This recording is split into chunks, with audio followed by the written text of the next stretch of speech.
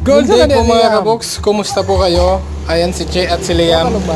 Kumuha na ho sila ng alugbate para kanilang itatransfer para ho sa aming kahit papano. Pang araw-araw meron po kaming makukunan soon.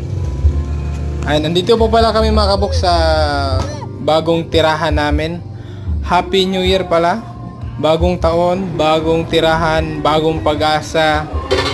Andito na po pala kami mga kaboks sa bandang bundok, kaya fish.